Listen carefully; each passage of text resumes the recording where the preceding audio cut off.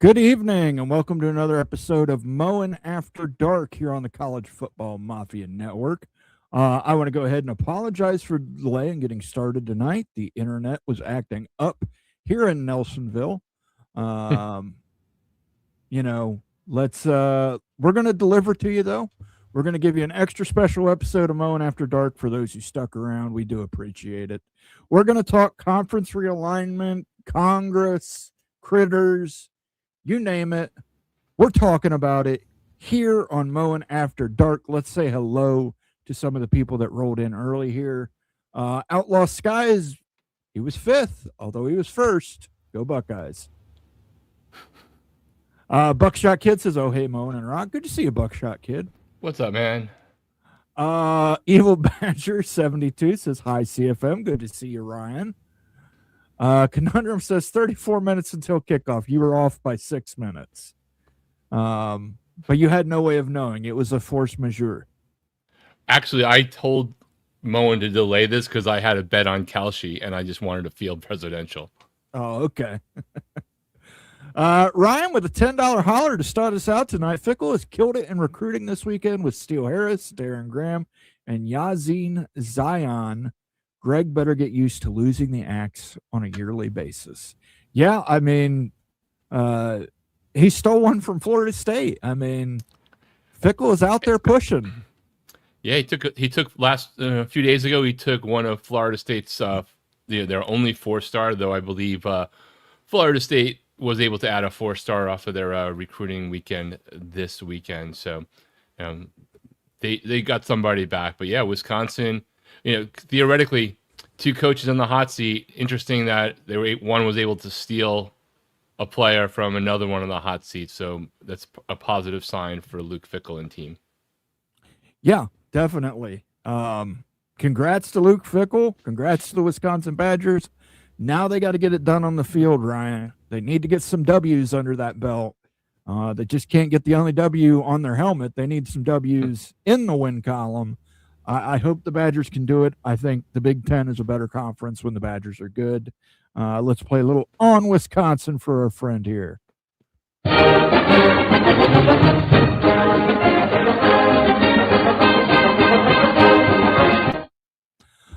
Conundrum calls his shot and says Notre Dame 52, Wisconsin 13.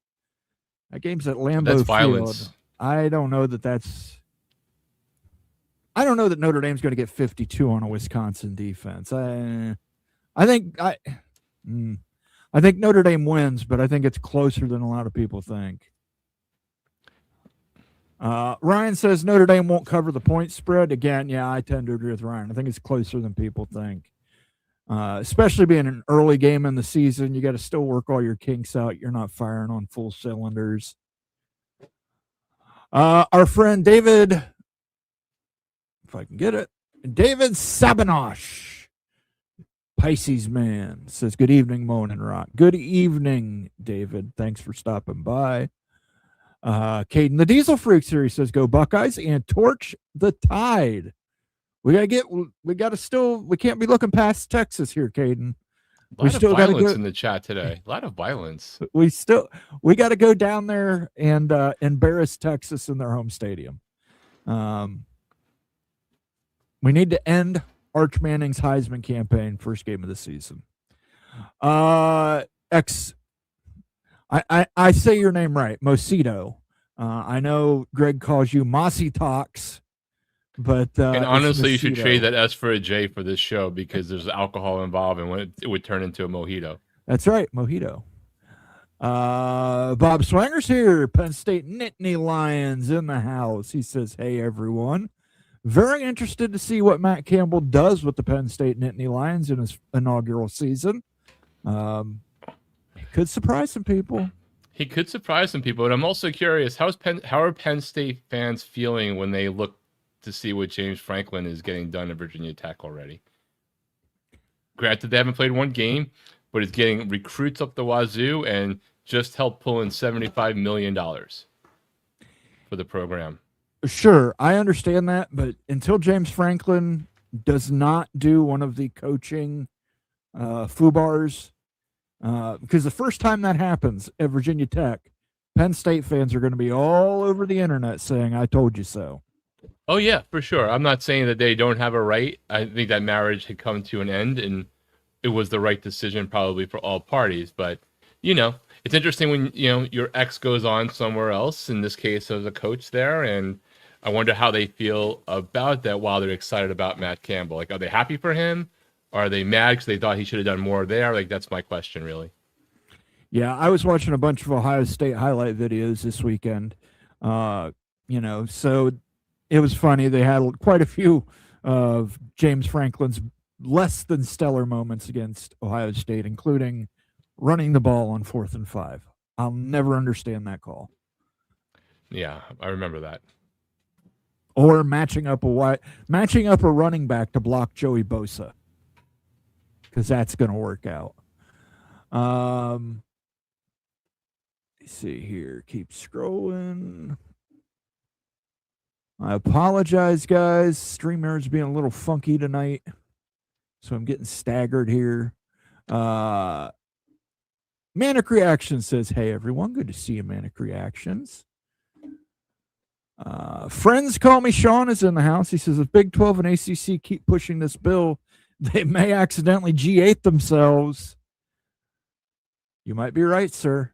You might very well be right. We'll talk about it. I know Rock is excited to talk about it, so I'm going to give him plenty of time as soon as we get done with the roll in here. Marcus Williams, Wolverine. Never thought I'd see the day when the SEC and the Big Ten are allies. Screw that, Marcus. When would you see the day when the Wolverines and the Buckeyes were allies? Honestly, if we're being real, though, the Big Ten have been allies and slept around with everybody. Pac-12, ACC, they're allies of convenience. Strange bedfellows. Ricky Tungate, the Indiana Hoosier. Wish Rock liked Coach Sig. But I respect the living hell out of him. I respect him as a coach. If your team could hire him, I don't have to like him. By the way, if I was an Indiana fan, I would embrace the hate as a fan of a team that is polarizing. As I say all the time, inject the hate into my veins. But I've never disrespected him because I think he's a fantastic coach, and I don't think he's one of the top 2 coaches in all of FBS. Despite the fact that he rubs me the wrong way, but I respect his game. He's got the swagger meter maxed out, man, and I like that. I like a coach with swagger. He talks shit, but he also backs it up. Yeah. I mean, I like him a little bit more recently because some of the shots of people that he's taken the shots at, I've just enjoyed. I've been in more of the popcorn gallery. But yeah, look, he beat my team in the national championship game. It's going to be very hard for me to really like him, but I can respect him. Amy S79 says, thanks for waiting for me to get here. Hey, no problem, Amy. Spectrum. That was the plan. That was what Spectrum and StreamYard decided, and there you go. You have it. There you go. Timothy Green's here, the Mountaineer. Timothy Green. Absolutely a great topic and a great show, y'all. Love you. Mean it. Congratulations to West Virginia. I saw they won their baseball game this weekend. Congrats to Omaha them. bound. Omaha bound. And the teams that have not made Omaha are legion. It's one of the biggest wild card ones of the college football, College World Series I can recall. Teams getting knocked out of their regionals left and right who never should have been in that position. But West Virginia got probably more hype on baseball than I've seen anyone get in a long time with singing of songs afterwards. So congrats to all the Mountaineers. Clint Moses, who has the Beaver fever, he says, howdy, gentlemen. Good to see you, Clint. Let me see here. Did we get everybody? Kenneth Maynor is here with that great UF profile pic. I know you hate it. Big have slept I like around. him like half the time. Like I love when Kenneth is an ECU guy. Oh, geez. Let me see. Did we get? We got Old Dad here. Here's another guy you probably. Greetings from the wilderness of also rans. Florida State will be back, Old Dad. It's only a matter of time and termination. You know how bad it is for Florida State fans right now? I sympathize with TJ Pittenger. who was perhaps one of the biggest trolls on this double fries thing, and I have to sympathize. I have sympathy for him. It's very little. I like that he pivoted to ACC addiction and has to suck up and praise Miami right now. But that's I of course feel for old dad and Vince Knoll and my nephew. We got Greg Flugar in the house, the chiller, the cooler. Nobody has more swag than Fleck wearing his skinny jeans. Let's go. Fleck has so much swag, I stole his hairstyle. You got me, Greg. I took it from him. Jared Jones says, yes, we have, and agreeing with Marcus Williams is an Ohio State fan. Okay, we've said hello to everybody. I want to thank Evil Badger Ryan Willie for the $10 super chat, Ricky Tungate for the $5 super chat, and the super sticker here from Caden the Diesel Freak. Thank you, Caden. We appreciate that as well. Go Buckeyes. Look, got to play some Sounders here. I forgot almost. Let's do a little Indiana for Ricky Tungate.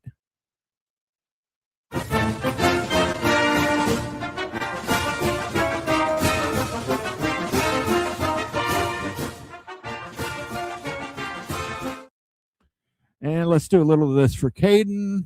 Don't give a damn for the whole state of Michigan. We're from Ohio. And let's do a little Badger sound for Ryan because he gave us another super chat. And this will be a great leadway. This will lead us right into talking about the Protecting College Sports Act rock. I know you kind of did a little thing on College Football Express last week about it. But I'm sure you've got a lot to say about it. Obviously, a Miami alum, Miami fan. Miami is one of those schools in the ACC who would probably prefer to get out of the ACC. What are your thoughts on the PCSA, Clause 205, all that good stuff? Look, I think that the ACC and the Big 12 and the G6 were incredibly checkers like intelligent of trying to lobby as best they could to get all the things that they want, and somehow via access, Cody Campbell and Ted Cruz, whatever, like I understand everything that they push for to get into that bill because they're trying to protect their world. However, I think that they may have won the battle and lost the war. That's what I think. I think that what they did, regardless of whether the legislation passes or not, went so far that it scared the Big Ten and the SEC straight, probably, right, about what the real world is, and that at any time, the right or wrong political circumstances, if it doesn't pass now, could still come back and bite them because they've seen basically the rest of college sports align against them in the most specific ways possible. And then there's about, I don't know, depending upon whether you think SEC might go to 24, maybe they go to 20, maybe they'd like to, and the Big Ten wants to go to 24. You have anywhere from 12 to 20 other schools that are silently mad that their freedom of association may be impacted if this were to pass. I still don't think it's going to pass, but as a Miami fan, I think there's some great parts to this bill, but it is going to cause schools that might want to compete at a certain level to be permanently marked as an underclass if there isn't a shared revenue pool across all media rights, because it would lock into perpetuity a $40 to $50 million plus media rights gap between those who might be wanting to compete for national championships within the other conferences that are not part of the Big Ten and the SEC. So I think that they might have actually outgained themselves instead of getting the things that everybody can agree on and needs 5 and 5, right? Some reasonable transfer portal things. There's some good things in this bill. I think there's more good things in this bill than were in the SCORE Act, but the poison pills are really bad. Okay, fantastic. But what are your thoughts? The Big Ten and the SEC said they'd be amenable to sending in some suggestions and changes, revisions. And Ted Cruz and Maria Cantwell basically coming out immediately and saying, these are untouchable, which is basically Clause S205, and right. Voluntary media pooling are untouchable, cannot be touched. Look, I think they mean it, right? I don't think that they're trying to be, I mean, look, they could very possibly being adamant about those things, because that way it's easier to negotiate more towards your side on the thing that the people opposed value the most, and seeming as hard as possible from a negotiation standpoint to be on that. But I actually, in this case, think that they mean it because of who's behind it, the goals that they have, the donations from Cody Campbell to Ted Cruz as an example, but not the only example. So I think that they don't mean it. Now, it may have been a strategic mistake. It may have been a strategic mistake to have had the SEC and the Big Ten not talking as much to these guys ahead of time as they did. My dog agrees that it was a strategic mistake. She's fundamentally against Section 205. She wants Miami to go to the Big Ten just so I will shut up about it. But I think they might have, now it's almost too late. They're extending the invite to talk more, but the SEC and Big Ten, I don't know that they have the room to get where they want on that one point. Again, I don't know if it's going to pass. There seems to be a lot of opposition even in the House, but I think Cantwell and Cruz are serious about it not being negotiable. I think that's the foundation for this. Yeah, I 100% agree. That is a locked in stone thing. I don't think they're going to back away from it. And I don't think they're going to back away from it because it's something that Cody Campbell clearly put into the bill to prevent, because he knows Texas Tech is not. And somebody asked me this week, and it was like, if it would just get it all over with, would you take Texas Tech into the Big Ten? Or if you were in the SEC, would you take them in the? My answer is no, I wouldn't. And it's not anything against Texas Tech. It's against Cody Campbell. I think he's behaved like a buffoon, and I don't think he should be rewarded for it. Hey, Moen, here's a question for you.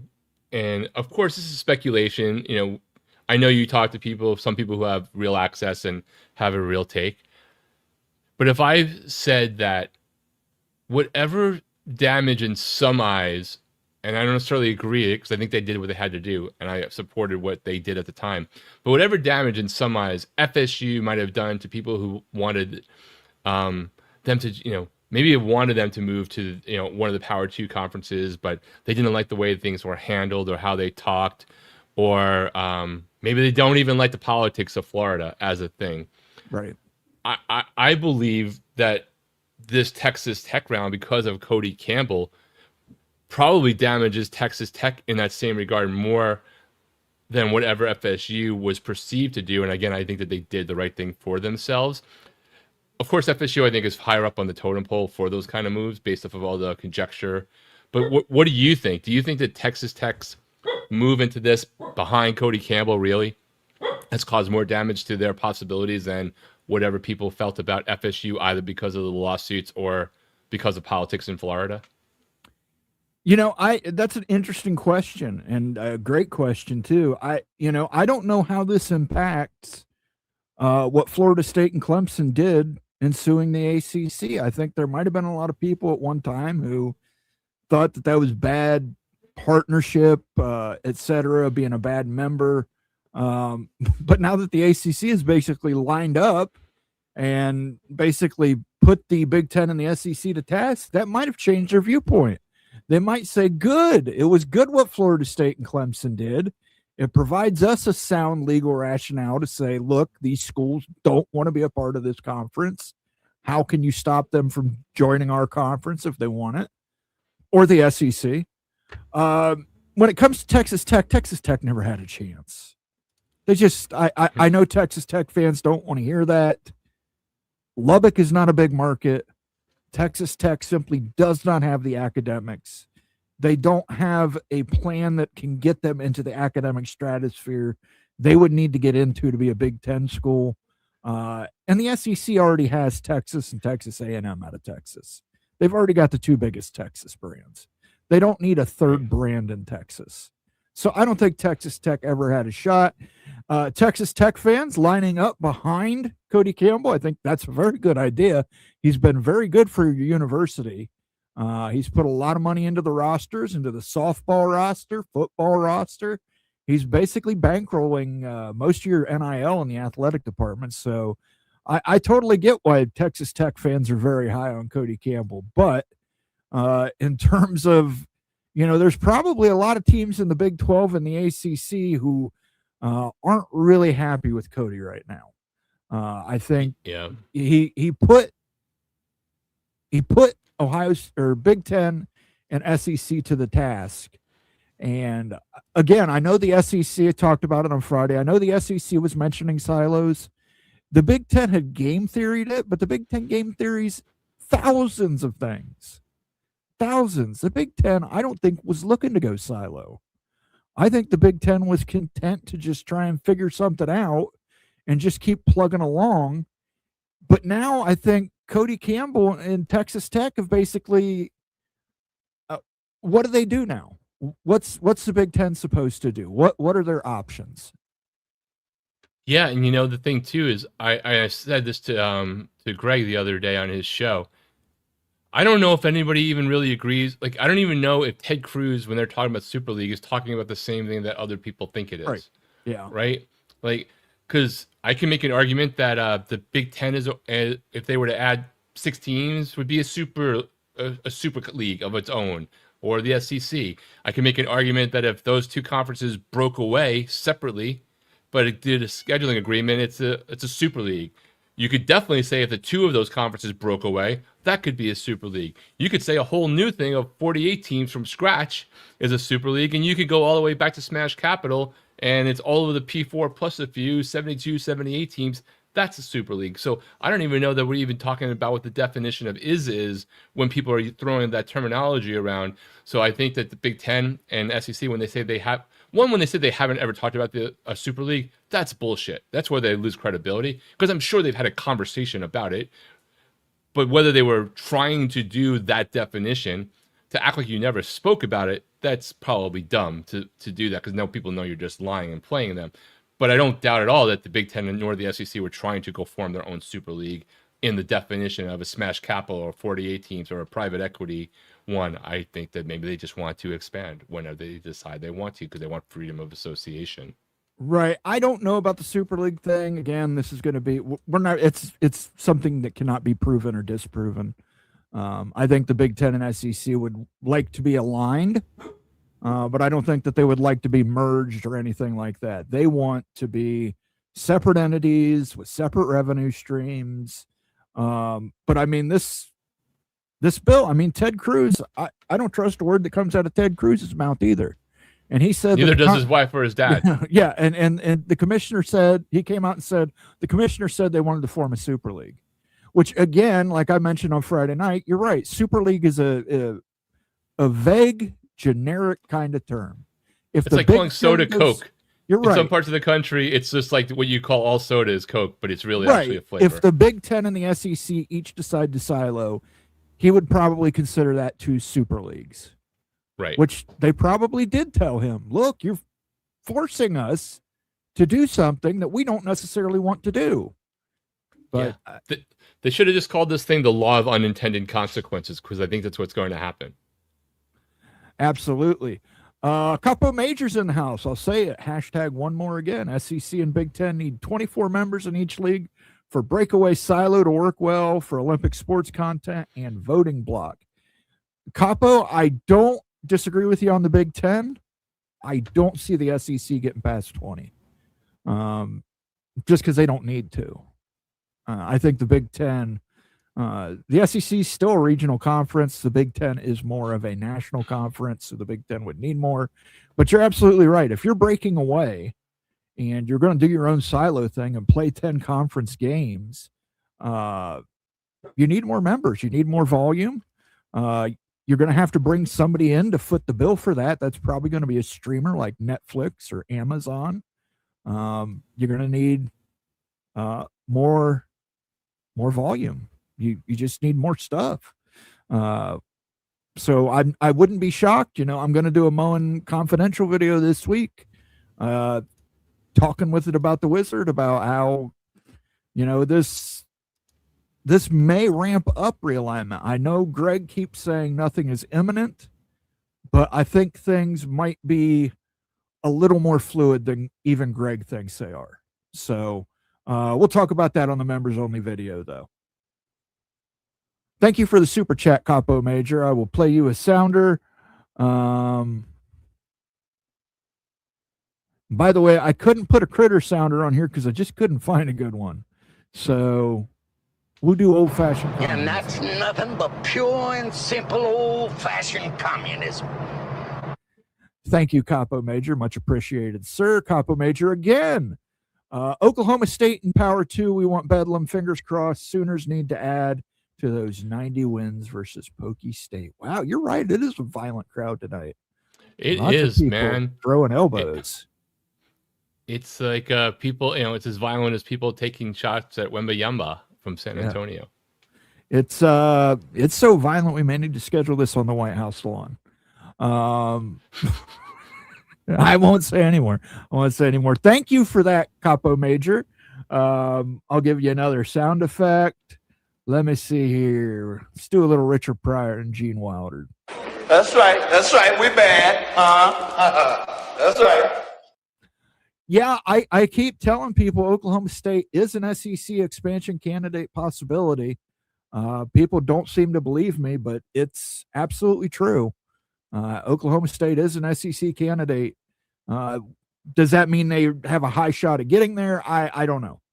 I don't know what their odds of getting there are. They're at 24.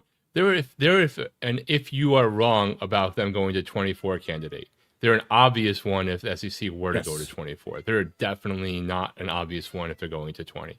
Because if you're going to add a second school in Oklahoma, you could theoretically add a third school in Florida and get more value out of it if you really wanted to. And as Greg mentioned on his show, I believe it was Saturday. I'm not sure. But basically, if you may end up having to take two schools in North Carolina. You may end up having to take NC State and North Carolina. To get one, you're going to have to take the other. And if you're going to do that, maybe you go to 22. Maybe that's what the SEC decides. They go 22, 11 on the Eastern Division, 11 on the Western Division, and the champions play each other. Entirely possible. That's a tough one to schedule unless you're just going to stay in your division and only have one division play the other. In a championship game, because if you got 11, you do 10 inside your division.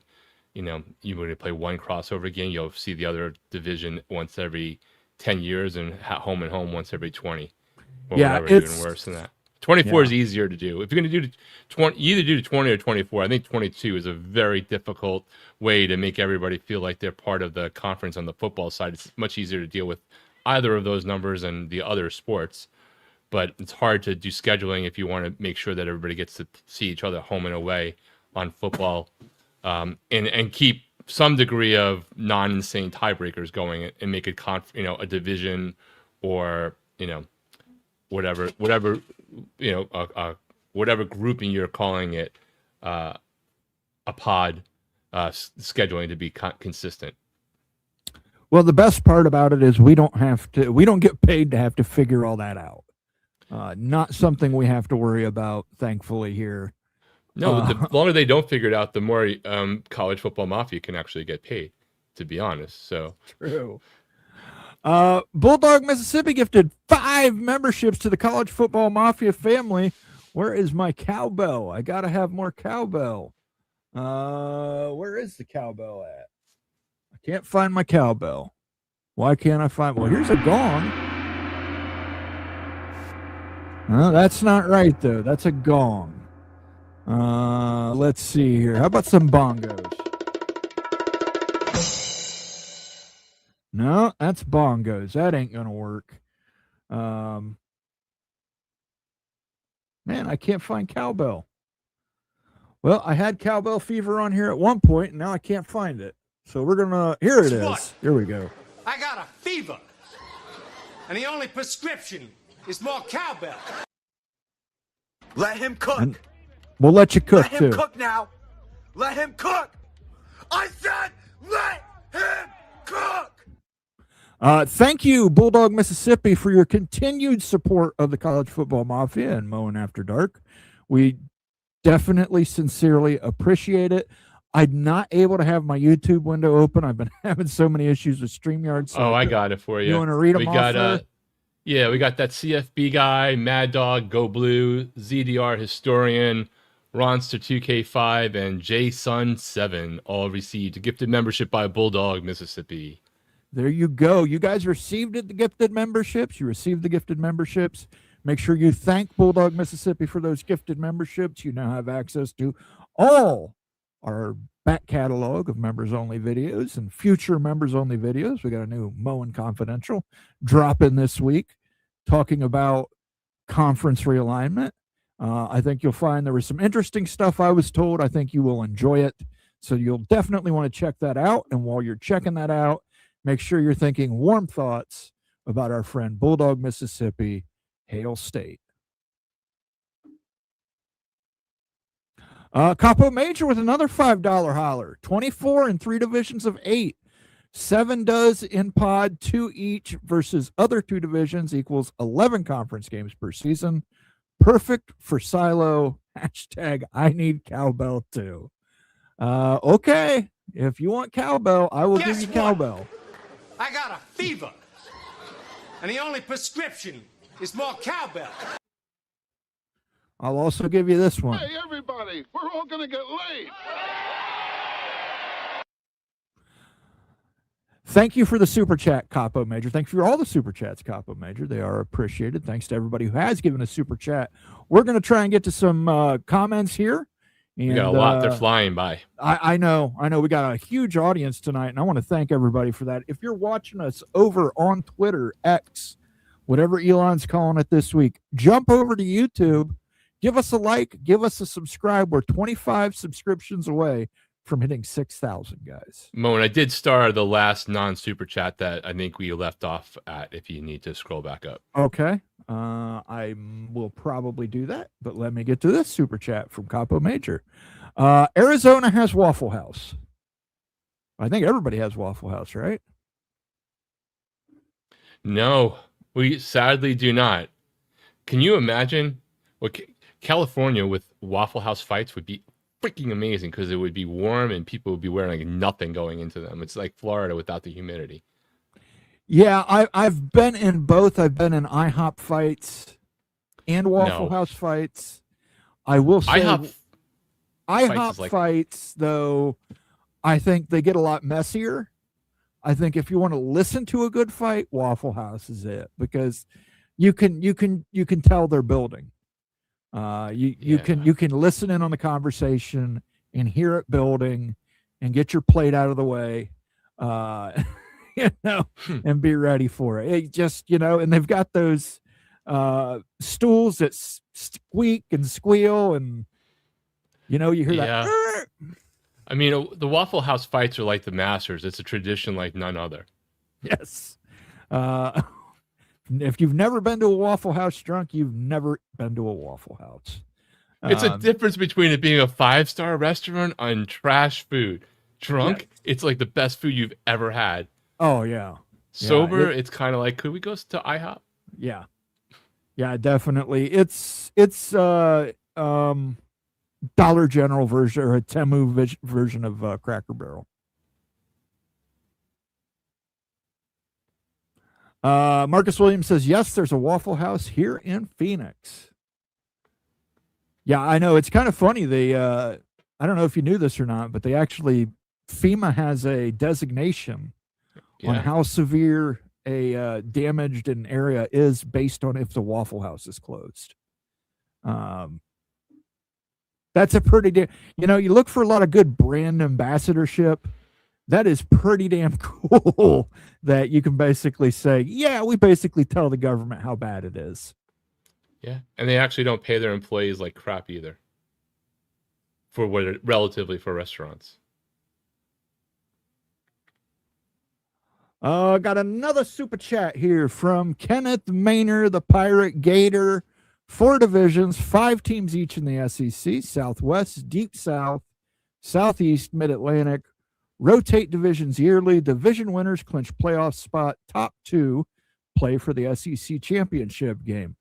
My only consideration in this is, what format is the college football playoff going to be? Because if we're going to 24, which again, I think you want to talk about getting the SEC on board. If they silo, they're going to want a 24-team playoff. I don't know that championship games get played at that point.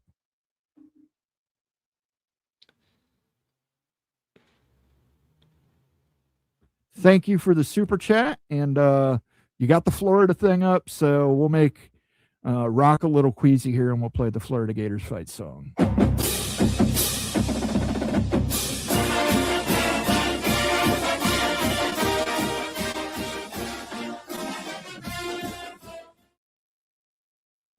Thank you again for that super chat, Kenneth Maynor. Much appreciated. What do you think about that? A 4-division, 5-team model in the SEC?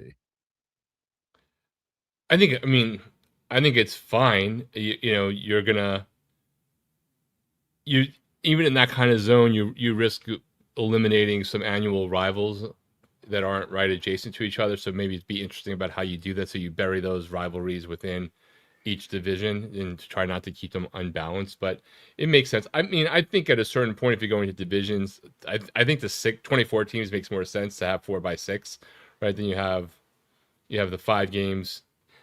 Each you have 6 teams in each. You get 5 within your division, and then you can kind of maybe mix and match. You play the top half of another division, you play the full other division. Something off of the NFL model. Yeah, I tend to agree with you. If you're going to go to 24, 4 divisions of 6 teams each, or 6 divisions of 4, or 6 divisions, which is of very 4, NFL. But I think 4 divisions of 6 works better. Better for because if you're doing the playoffs, if you're doing a conference championship game. If you're doing a 24-team playoff too, I think it works better. Simply because one of the main arguments we've heard from Congress is a return to regional play. If you go get 2 teams out west, let's say Utah and Cal, you've got a Western pod that plays each other. There's more regional play, less travel for Congress to complain about. You can do the same thing in the Plain States. You could do one for, I don't know, Michigan, Ohio would be the Rust Belt, I guess. And then you could do one for the East with Miami, Penn State. I still would love to see that as a permanent rivalry in the Big Ten, Miami and Penn State. I think that one makes sense because Penn State, if you don't know, Penn State considers themselves unrivaled in the Big Ten. They do play for a trophy game with Michigan State, the land-grant trophy, but it's really neither school really gets up for that game. Michigan State's main rival is Michigan, and Michigan's main rival is Ohio State. And Ohio State's main rival is usually Ohio State. So, yeah, I mean, Miami and Penn State that have played for sure, but it's only it's less than people think. Everyone remembers the memorable 1986 Fiesta Bowl and how that didn't work out. But it's not a rival. It's 13 games ever. Last game in 2001. So you'd be making a rivalry that has some history, but I don't think any of them ever considered themselves rivals, but certainly would be a game that people wound up watching. Well, let me ask you, as a Miami fan, which rivalry would intrigue you more? Rivalry against Penn State or a rivalry against Nebraska? I mean, I know this wouldn't happen for geographic reasons. I think a rivalry with USC would make the most sense because it would be taking 2 opposite coast private universities within their different types of legendary programs. Like, to me, that would be one I'd like, but I would definitely take Penn State over Nebraska, though I prefer to go to Nebraska to see a game just because it's of access and what have you. And it would also alleviate some family fighting because I have some Penn State grads in my family. Okay. I already have it in my house. In Miami goes to the Big Ten, I would already have a house divided. Yeah, Nebraska. Nebraska's just one of those places you got to go to for a game. Great fan base, really friendly. Let us know in the chat. I want to hear your guys' take. If the Big Ten and the SEC go silos and they expand, what rivalries would you like to see within the conference? And let me know what rivalries you'd like to see outside of the conference if the Big Ten and the SEC did the scheduling agreement. I've mentioned it before, but I'd love to see Oklahoma, Nebraska play again. I think that would be a great one. Kenneth Maynor says there is no school named Tech in the Big Ten or the SEC. I don't see that changing. Sorry, Virginia Tech, Texas Tech, or Georgia Tech. To be fair, though, Kenneth Maynor, Georgia Tech was in the SEC. So it That has is true. happened in the past. It's happened in the past. And I also would not sleep on Virginia Tech to the SEC. I think if the University of Virginia decides to go with the Big Ten, I think Virginia Tech's going to get picked up by the SEC. I think the SEC needs to get into the Virginia marketplace. I think Virginia Tech's a great brand. James Franklin's there now. You know, obviously, we talked about it earlier tonight, his coaching snafus, but he's going to build a winner there at Virginia Tech. And I think Virginia Tech fits in perfectly with the SEC fan base. I agree. Look, I don't think any of these things should ever be about whether somebody's good in a sport right now or not, but it certainly doesn't hurt for Virginia Tech to possibly bounce back under James Franklin and the investment. And, you know, they might, correct me if I'm wrong, Virginia Tech is not AAU yet, but they're not yet, but they are very close. They're very close to it. They're very worthy. And I know Stormy Cyclone posted this in his comments probably 375 ago in the thread right now. There is no automatic timeline for when the AAU opens the books, like, you know, the Mafia. You know, we could find out tomorrow it happened, and we could be here in 3 years and it's not. There's been times where they added members consecutive years together, and there's been times when it's been like 13 years between adding members. Normally it's between 3 and 7 years is the average across time, but there are longer gaps and much shorter gaps. Yeah, the AAU is a lot like Bohemian Grove. It's a very small group, and they get together in the woods in California and dress like owls and, you know, cremate care and all that stuff. So it's not like your everyday organization that just kind of says, okay, we're going to have a vote today on X, Y, and Z. They are very particular. And I think we learned anything from the last AAU inclusion. There's a lot of horse trading that goes on. But I think adding Stanford and Cal probably does boost both Virginia Tech, North Carolina State. I'm not so sure about Florida State. Cal and Stanford may still be stinging from Florida State trying to block their entry, but I think Stanford and Cal probably would go ahead and vote for Virginia Tech and North Carolina State. You know, in fact, we don't know what caused North Carolina State to turn their vote and allow Stanford and Cal in. That might have been it. In the wrestling term of tweener, like Randy Orton, you never know who will get an RKO, not a face or a heel. There's so much wrestling on this and in Greg's channel, and I just don't pay attention. Yeah, it's difficult. It's like, man, I don't pay attention. It's got to the point in my life, the only wrestling I watch is AAA, which is Mexican Lucha Libre. And I watch a Spanish broadcast, and it's like, I remember that word from Spanish. So, you know, but it's the best booked. I mean, I love it. I can't wait to watch it. YouTube on Saturday nights, man. Right after Svengoolie, I'm watching AAA. Yeah, I mean, listen, I used to go to the WWE matches or WWF, or it was WWF way back when at the at Madison Square Garden, but now I only would go for a Knicks game or a concert. Yeah, good luck going to a Knicks game. Yeah, I mean, anyone got an extra $10,000 and a way to get past security because the president decided he needed to go? Let me know. I'll go. Yeah. If not, I'll watch it tomorrow night. Be careful what you wish for. If the SEC goes to 24, you know Big Brother OSU is getting invited. They probably would be. I think Oklahoma State, a lot of people don't think of them when they think of an SEC expansion candidate. That's exactly what they are. They are an SEC expansion candidate. How could they not be? If your most famous coach is known for a mullet for most of his career, it should get you to the front of the line at 24. Plus, they come from T. Boone Pickens money. I know T. Boone Pickens is no longer there and all that stuff, but I mean, honestly, they have some money in that program. So, honestly, regardless how the bill goes, I don't think Texas Tech gets in the SEC or big. That relationship is severed forever. I think he already knew it was severed, and I think that's why he's behaving the way he is behaving. Right. This wasn't a desperate plea to get us out. This was a desperate plea to make them not leave. Right. Now, others Well, might have gone along, but yeah, maybe to their own detriment. definitely to their own detriment. Thank you, Daryl CRH, for dropping in. I appreciate that. Ricky Tungate says Notre Dame versus Penn State if Notre Dame joins. Last game of the season. Ricky, my man, it's got to be Notre Dame versus USC last game of the season. I think if Notre Dame joins, I think we need to just have a full weekend of rivalry games starting Friday night, ending Saturday night.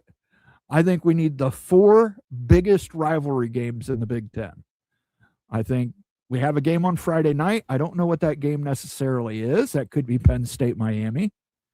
And then you have Michigan, Ohio State at noon on the following Saturday. I think you have Notre Dame, USC as the primetime game. And maybe you have Oregon, Washington.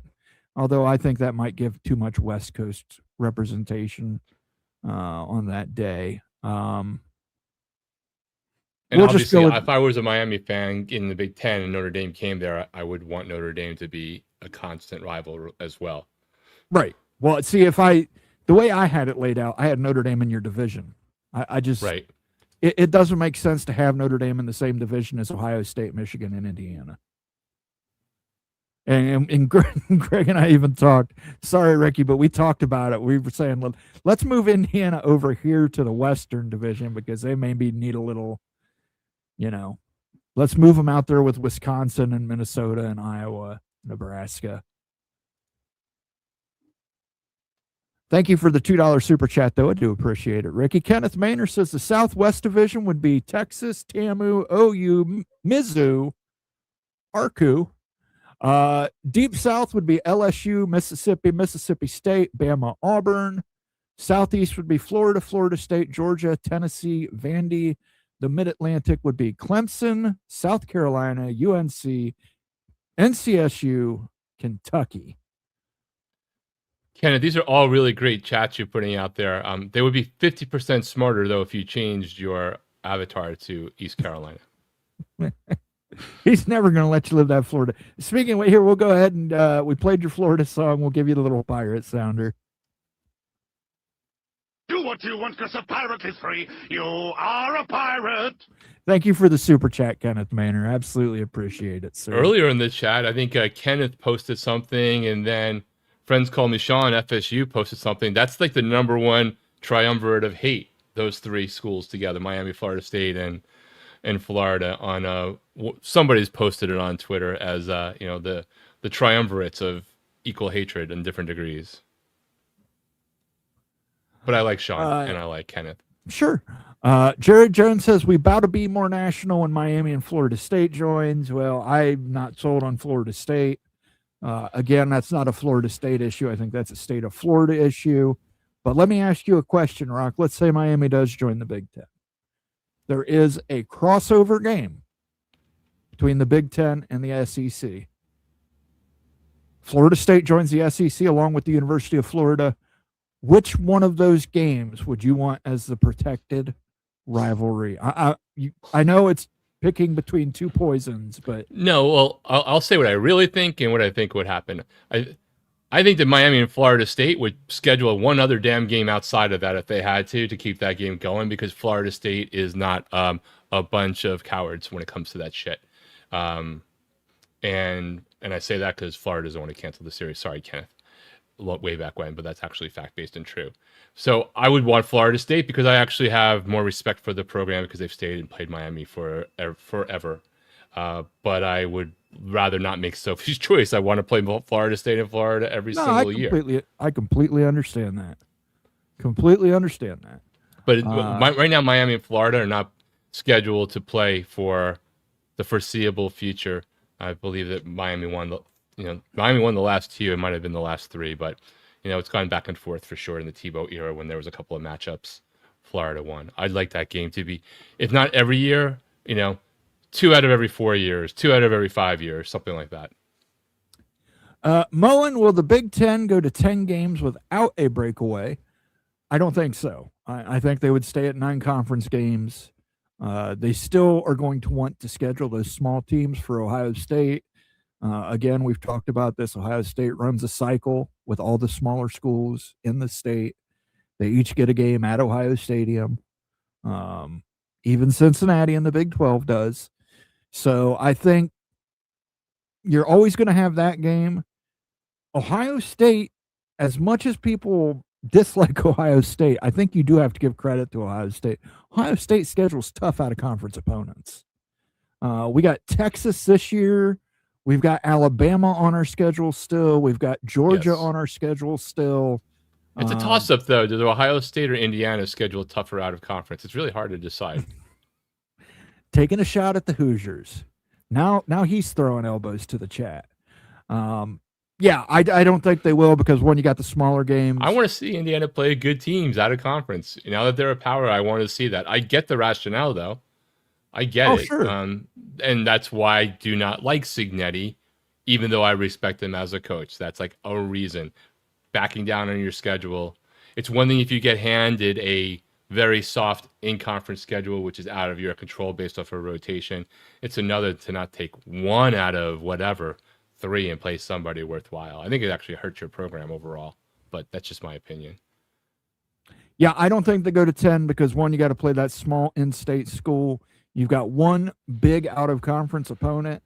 You want to get a recovery game after that. And I think, they don't want to give up that recovery game and jump right into You want a small, medium, and play. large. And if you play 9 conference games, you want a small, medium, and large, and sometimes, a jumbo on your schedule, on your menu. Yeah, you got to have that get-right game. Big and SEC definitely talked about a Super League because they were trying to figure out how to stop one. Neither conference wanted to lose their best brands. I agree. I don't think there's any chance that they did not ever have a conversation about Super Leagues in some form. Marcus Williams says TCU and SMU are actually pretty good academic schools. Yeah, TCU is a small private school. If the Big Ten was going to take a school in Texas, it would probably be TCU, but I don't think the Big Ten wants to get into Texas. But if they were going to get into Texas, and I heard somebody mention this on a different channel, and I disagree with almost everything that they said on almost everything else about realignment, but like everyone's allowed to have their own opinion on it. Wouldn't Houston be a better fit? Because you get Houston, which is actually if not, I believe, a bigger city, and it's more of a powerhouse on the basketball side, and I believe it's academically pretty close, if not higher than either of those two. I could be wrong. Somebody in the chat can do that, but bigger metropolitan area, as big as, it's a private school, but it's pretty big. The football program's on the rise, and you have better basketball than either of those two. Yeah, again, I don't think they're doing it either, but no, I don't think the Big Ten wants in Texas, and I think that surprises a lot of people. But I think they're probably looking at the SEC and saying, "Let's not." Wow, look at that! Wow, that was the timber of all timbers. Hold on, I literally just lost my background. To be fair, Cruz probably heard the word Super League for the first time when Cody told him to mention it as the boogeyman for the Bills sometime last month. You're probably right. Rich Austin says, what's the latest from Big Wizard on Big's expansion plans? Have a video coming out later this week, Rich Austin. Stay tuned. That was like my UFC wall coming down in front of the White House. Yeah, if mine fell down, you just hear all these bottles crashing. Mine went and put a curtain on top of my dog, so I had to move it fast. We've got Capo Major with a $10 super chat. He says the SEC Atlantic Division is University of Virginia, North Carolina, Duke, USC, Clemson, UGA, Florida, Florida State. The Central would be Kentucky, Tennessee, Vanderbilt, Bama, Auburn, Ole Miss, Mississippi State, and LSU. Southwest would be Texas, A&M, Arkansas, Oklahoma, Mizzou, Kansas, Colorado, Sun Devils. That's certainly one way of thinking about it, but I don't know that the SEC really wants to go to Colorado or Arizona. I think you need to include Oklahoma State in that Southwest division along with Oklahoma and Texas. Capo Major again with a $2 super chat says big ads, Notre Dame, Canes, Georgia Tech, Zona, Utah, and Stanford. Again, I like a lot of that there. Zona probably will not be happening. The Zona schools are probably going to be tied together. They're going to be Wolfpack backpacks. Whoever takes them has to take them both. And again, we'll talk about it on the video a little later this week, but it's also about who's ready, who has the funds, who has the means, who is ready to go. And there are several teams that are ready to go. Miami's just sitting there waiting. Like Miami could leave tomorrow. Miami would leave tomorrow. If the Big Ten said we need you to help make the announcement because we got to get ahead of this and do it, and yes, we know you can't leave. Great. If they said we'll help you buy out a year early and pay a penalty to do it, and split the difference. I mean, Miami's got a stronger position than they've ever had, right, to negotiate. Yeah, but I mean, it's not like Miami doesn't have the financial means to where they could go to a booster or boosters and say, we need $130 million. We've got a Big Ten. Oh, they can. They don't even, I mean, I don't even think they need to. People don't have a grasp unless you live in Florida, South Florida in particular, just how extensive the U health system is. And certainly some of that is, people who aren't of means and they're getting their insurance and they're getting, government, it might be a Medicare and Medicaid, but there's a lot of stuff where it's, high-end people coming in, making, surgery of location of choice and they can afford to do it. So there's definitely that ability, but absolutely. You got to get invited first, right? You have to have the wink and nod together. And right now that hasn't happened for anyone. Absolutely. Let's do a little sounders here for Capo Major. We appreciate his super chat. Well, that changes pretty much fucking everything. Count me in. Absolutely love that one. Let's see what else here. Capo, you sound like you're a wild man. Yep. Probably gonna die. I knew, man. I knew I'd never make it to 30 because I'm a wild man. Because I party. So thank you for the super chat, sir. And another super chat. Miami would buy a DeLorean from Doc Brown in 85 to join the Big Ten yesterday. I don't think they want to join the Big Ten yesterday. I believe Miami's desperately wants to win the ACC before we leave this year. That's like I know that's a mission because they don't want to have it that they never won the ACC if and when they leave. He's my best friend. He's my pal. He's my homeboy, my rotten soldier. Thank you for the super chat, Capo Major. I made me laugh. DeLorean. If you're buying anything from DeLorean in the 1980s, though, it wasn't cars. Notre Dame, PSU, Miami, and one East Division is a lock. I like that. Again, I think that works very well. Greg and I were talking, how do you power balance something like this? If you add a Notre Dame, Indiana is defending national champions. Do they keep on rolling? I mean, they're recruiting. They're killing it on the recruiting trail. So it's not like I don't think Indiana's going away. How do we balance these divisions to try and spread the wealth, as it were, just using the euphemism, and keep more power brands in separate divisions? We'll just build some AI clones of all of these teams, and we'll put the players out of work. Everyone will be happy then. Look, Notre Dame, PSU, Miami, Virginia, Duke, Georgia Tech maybe in there, and that's your. Well, I take it back. You're going to have Maryland in there too. I was hoping you would forget that they exist. No, you're going to have Maryland in that division also. So nobody wants to play Maryland. Somebody's going to have to play. You got Rutgers in that division. Rutgers could be in that division too. The nice thing is, though, if you have 24 teams, you don't necessarily have to make it purely regional. Like Right. Rutgers is within travel distance of Columbus. Piscataway, New Jersey is within travel distance to Columbus, Ohio. I mean, I've made that flight before. It's like 90 minutes. Yeah.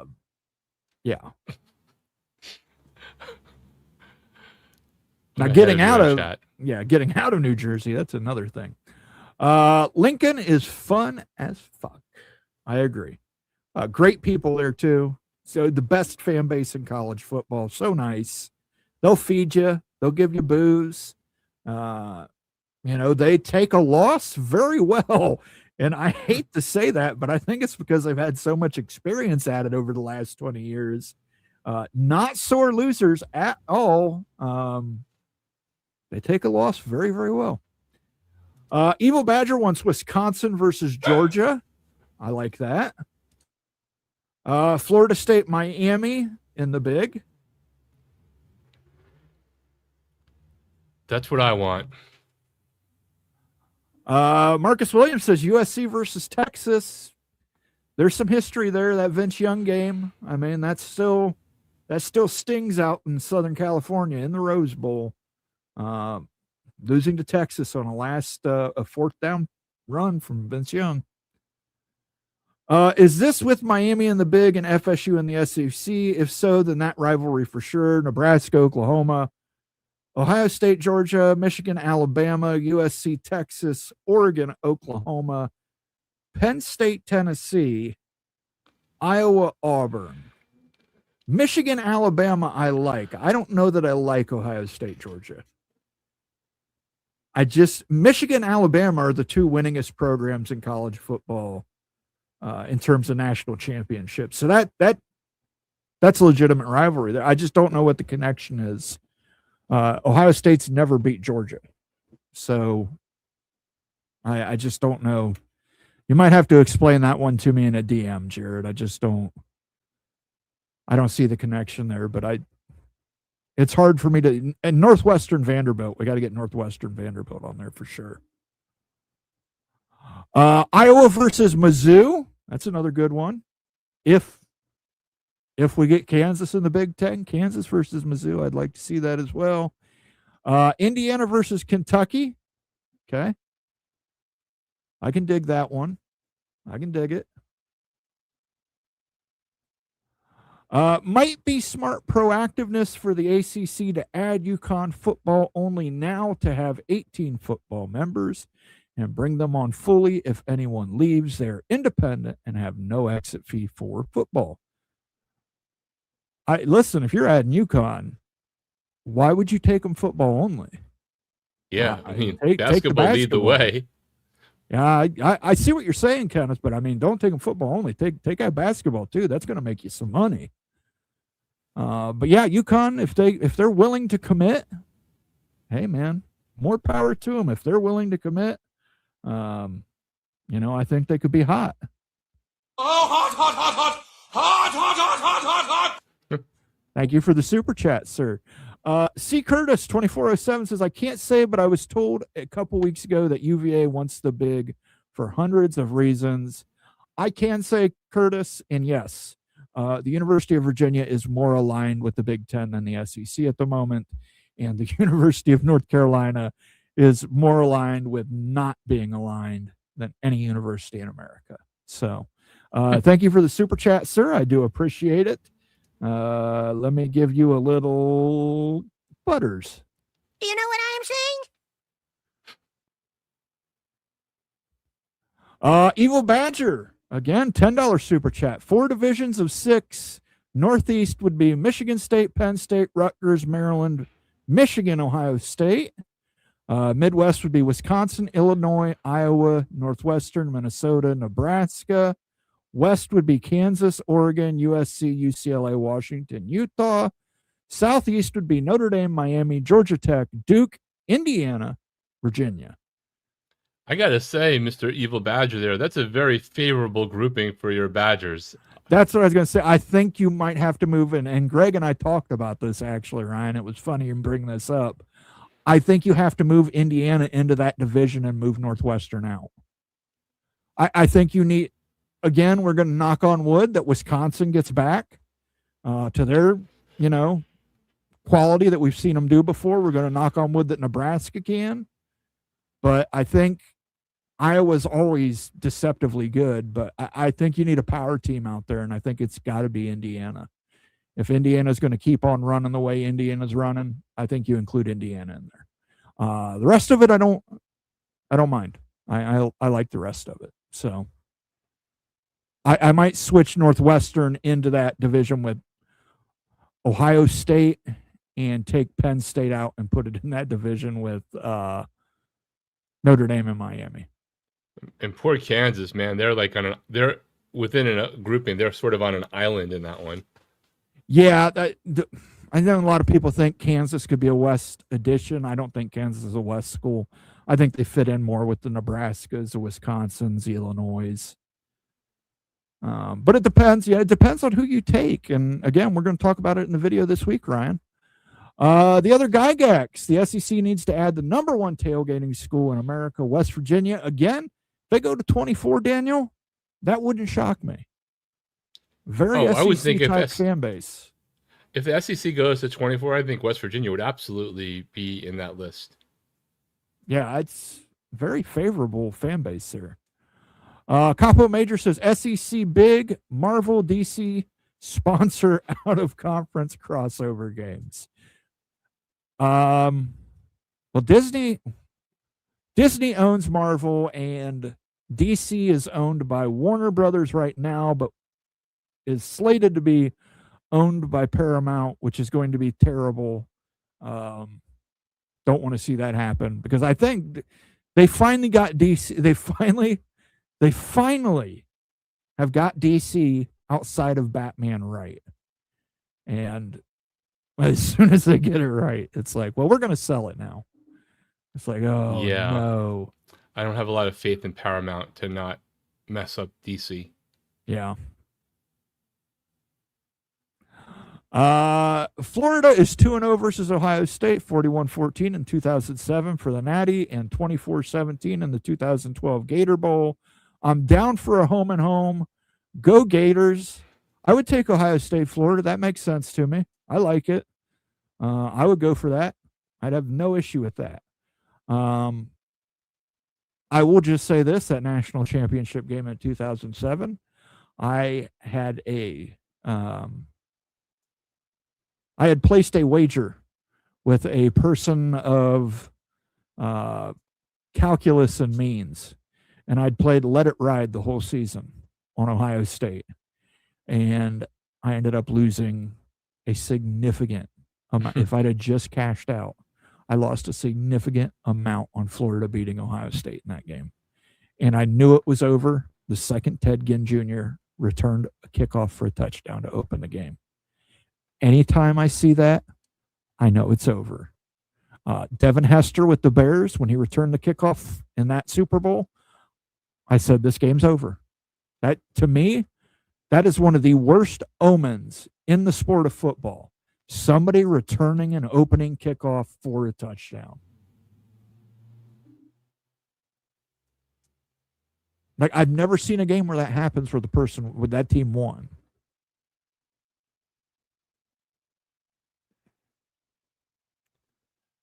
Yeah, I know. It's rare. Out, man. It's rare. They didn't have those kind of bets rare. back then. They didn't have those ones where you could cash in and still be a winner. Yeah. Oh, jeez. I'm a bad man. You hear me? Let's play some Sounders here. I was helping those ladies find a new life, $20 at a time. Let's see. Professor, without knowing precisely what the danger is, would you say it's time for our viewers to crack each other's heads open and feast on the goo inside? Yes, I would, Ken. That might happen if Florida and Ohio State play. But I don't know that I'd want to actually travel down to the swamp, because that would be an early season game in Florida, the humidity. I'm a fat guy who sweats a lot. How would I bet that game? How would I decide? Like, do I hope a bomb hits? I mean, I don't even know. Yeah, you could see me in the stands because I'd be the guy covered in like white sunscreen, like I'm one of those ghost people from Apocalypse Now. You could just hide in the shrubs like one of the Florida Gator players did 2 years ago in the swamp against Miami when he got pushed into one.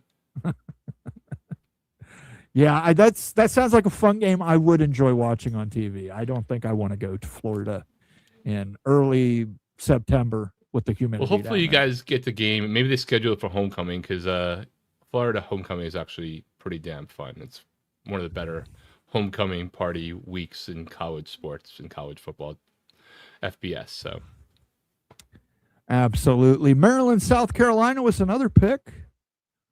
Ole Miss, Washington. you got to stick Maryland with somebody. Yeah, Maryland's got to play somebody. Tortoise versus Gamecock, natural rivalries. It makes sense. They're just constantly on the Galapagos Island fighting one another. Is D5 still in here? Like D5, who would you want? You're a Terps fan. Like, what would you want?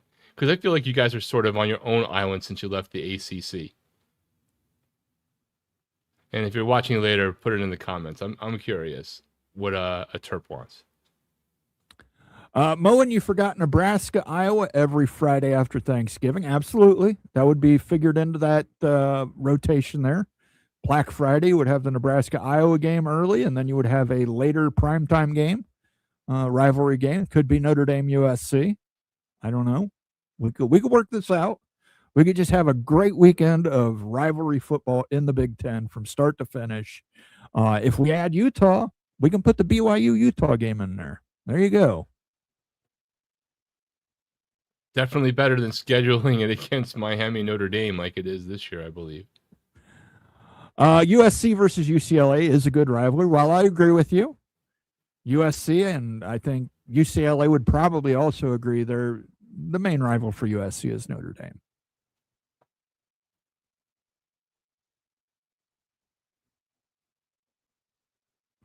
Bulldog Mississippi says, I'd almost guarantee Miami to Big Ten at some point in the near future. Well, the legislation is certainly trending that way.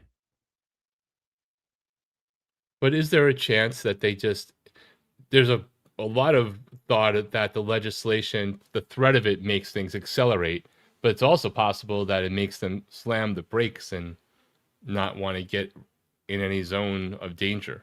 It is. There's definitely a public relations point of view that they don't want to draw any negative press. And if they went and signed 2 teams, 3 teams, 4 teams right now, it would put more negative press against the Big Ten or the SEC. But if it advances and if it gets to the point where they think there's no way around it, here's what the Big Ten and the SEC are going to do. First of all, the Big Ten and the SEC are going to sit down with players and start talking about a CBA. Congress didn't cover that in their bill. This is going to be the Big Ten and the SEC's way of saying, we'll do it outside of your purview. You couldn't accomplish the employment thing in legislation. We're going to do it on our own. And I think you're probably going to get the Big Ten and the SEC to work together on a unified CBA for college football players and all revenue sports athletes.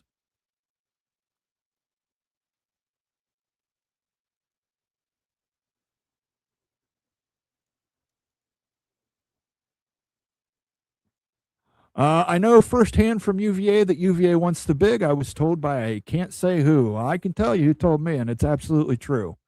The University of Virginia, they really put a high value on their academic prestige, and they want to be in the Big Ten with other academically prestigious universities.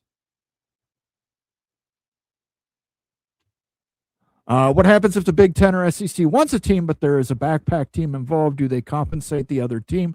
Great question, Stormy. I don't know. Greg talked about it this week. You might have to take North Carolina State to get North Carolina. But if you value North Carolina that much, you'll take North Carolina State. And as Rock mentioned earlier, we're going to have to see what happens with the AAU. But it's entirely possible that North Carolina State is, they do a lot of research there. They could be on the verge of AAU status. Would not shock me. South Carolina versus Southern Cal, the real USC game.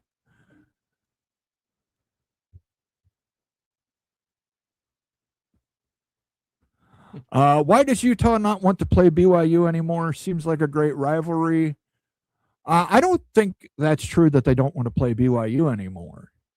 I think Austin doesn't want to, it seems, or thinks that Utah does not want to play BYU if they were to go to the Big Ten. You know, here's the problem with BYU and Utah. They both think they're better than each other. And they both firmly believe that. And, you know, it's star-bellied sneeches on the beaches, you know. But yeah, listen, if Utah joins the Big Ten, the Big Ten's probably going to insist they play BYU. That's a cash money game. They want that. It's literally the only game in the Big 12 that involves Utah that I find myself compelled to watch if I don't know what the records were going in. Yeah. And maybe it's not the biggest one, but I think it's a major mistake to kill rivalries like that. I think it's a major mistake by the Big 12 not to come up with a way to isolate and highlight that rivalry. Yeah, that's bad marketing, not bad opportunity on that game. Right. Yeah, just, again, and your mark's all about the marketing. I don't understand it. North Carolina State is not a bad addition. They have a lot of upside. I agree with you, and I think they got a great fan base.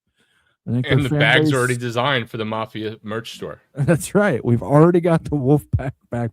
The wolf head comes over. You look like a little Roman centurion from Fallout New Vegas. Definitely check it out. All right, let's do our last call for the evening, Rock. We've been on the air for an hour and 15 minutes. We did not do a Moen movie of the week this week, guys. That is my fault. In the comments section, give me themes and give me movies. We will put it in the community tab. Definitely will check that out. And Rock wants to promote something here. Go ahead and promote this, Rock. Yeah, I'm going to do a shameless plug, but it is me and Mr. Wild Ute. That you may have seen some of the videos we've done on the Mafia channel, a couple over on CFX, but mainly on the Mafia channel. But we now took that model and aimed it towards the upcoming season to try to predict some of the TV ratings for some of the games that are coming up. We did like 7 today, and we that video is now live over on my channel. I'll drop that link in the chat. Would appreciate if you guys check it out. And we're really focused on week 0 and 1. We'll get through some more games. We had to work out some technical difficulties, but we'll see how right or wrong it is, and you's continuing to tweak that model. So check it out. Let us know what you think about it. Let us know what games you want to see predicted way too early. We're using the Fox way too early top 25 as a substitute for the AP for the moment. We'll adjust that as things go on. So definitely check it out if you can, and let you and I know what you think and what you might want to see on future episodes. Some will be over on CFX, and some, if it works well, will be here on College Football Mafia. Absolutely check that out. The Mr. Analytics Wild Ute with Rock and Rant, breaking it all down for you over on College Football Express. If you have not done so yet, please go over and like and subscribe to College Football Express. But first and foremost, if you have not done so already, make sure you like and subscribe right here to the College Football Mafia. We're on our way to 6,000. Close. We're just 25 away, guys. 25 away from 6K. We can do this. it right now. We can do it right now at the end of this show, because I know that there are people statistically that are watching this right now that are not subscribed, and you could get us to 6,000. These guys have worked their asses off for years and done a lot. Let that happen tonight, because it will tell everybody that I'm the most important cog in this wheel, and I'm not even part of the Mafia officially.